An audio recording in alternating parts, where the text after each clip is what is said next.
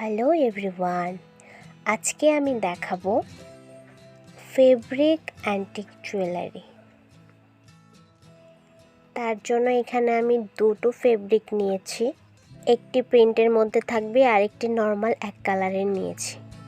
তাছাড়া মোটামুটি মেটেরিয়ালসের ডিটেলস এখানে দেয়া আছে। এখানে কার্ডবোর্ড কেটে নিয়েছি কানের দুলের জন্য এবং পেন্ডেন্টের জন্য দুটো। দেন এখানে আমি ফেব্রিক গ্লো নিয়েছি, এটা দিয়ে আমি কার্ডবোর্ডের উপর আর আঠা দিয়ে নেব। তারপর এটা হচ্ছে কাপড়ের সাথে অ্যাটাচ করে দেব।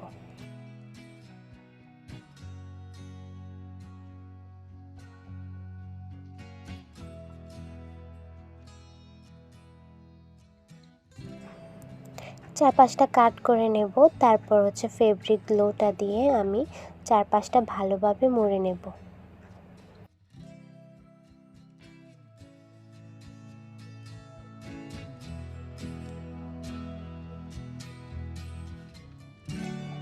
ফিনিশিংটা ভালো আনার জন্য খুব ভালোভাবে কেয়ারফুলি এটা ফিনিশিং দিতে হবে। দেন ব্যাক সাইডটাও আমি একটু কালো কাপড় দিয়ে কভার করে নেব।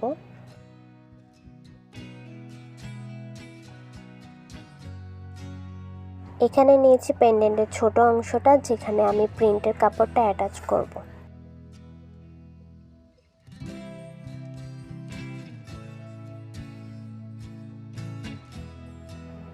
পেন্ডেন্টের পাশাপাশি দুলের জন্য আমি দুটো যে কার্ডবোর্ড কেটে রেখেছিলাম এগুলো কাপড়ের সাথে অ্যাটাচ করে দেন এটা কাট করে নেব।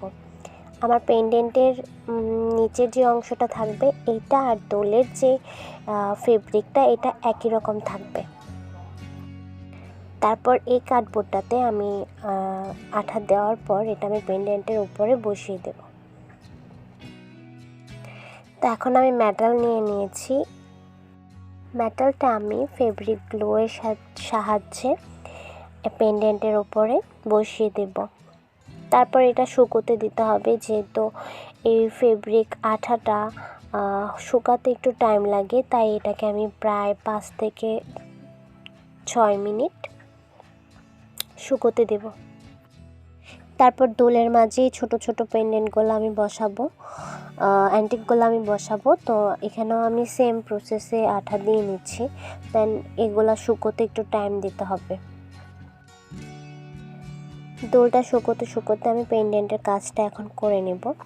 মোটামুটি আইডিয়া করে নিয়ে পেন্ডেন্টের দুই সাইডে দুটো ফুটো করে নেব। এখানে আমি ফুটো করার জন্য কাটা কম্পাস ব্যবহার করব।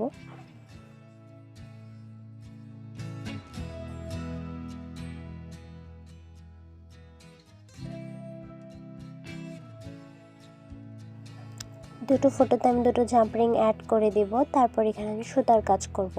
তো সুতার কাজের জন্য আমার দুপাশে দুটো লেয়ার নিয়ে নিয়েছি।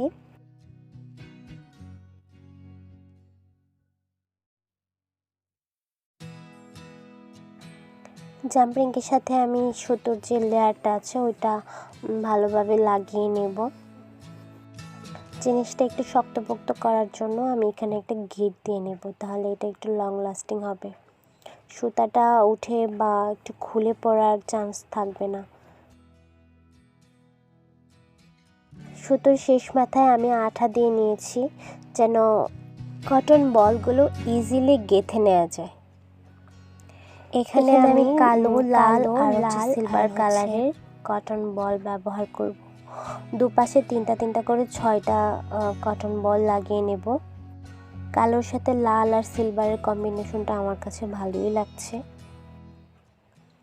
মালা গেঁথে নেওয়ার কাজ শেষ হয়ে গেলে আমি দুই মাথায় একটা পুঁতি লাগিয়ে নেব, যেন আমি এটা অ্যাডজাস্টেবল করতে পারি এবং ইজিলি ছোট বড় করে পরতে পারি। তো এখন আমার কানের দোলের যে পেছনের যে হুকটা থাকে সেটা আমি গ্লোয়ের মাধ্যমে লাগিয়ে নিচ্ছি, এবং এটাও শুকোতে কিন্তু প্রায় অনেকটাই টাইম দিতে হবে।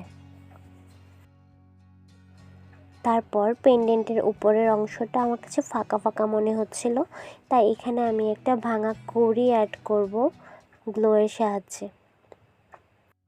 এর সাথে শেষ হয়ে গেল আমার আজকের কাজ। ভিডিও সম্পর্কে কারো কিছু জানার থাকলে আপনারা কমেন্ট করবেন। ভালো লাগলে ভিডিওতে একটা লাইক দিয়ে দেবেন। এবং যারা নতুন ভিউয়ার্স আছেন তারা চ্যানেলটি সাবস্ক্রাইব করে নেবেন। আজ এই পর্যন্তই, দেখা হবে নতুন কোনো ভিডিওতে। সেই পর্যন্ত ভালো থাকবেন। ধন্যবাদ।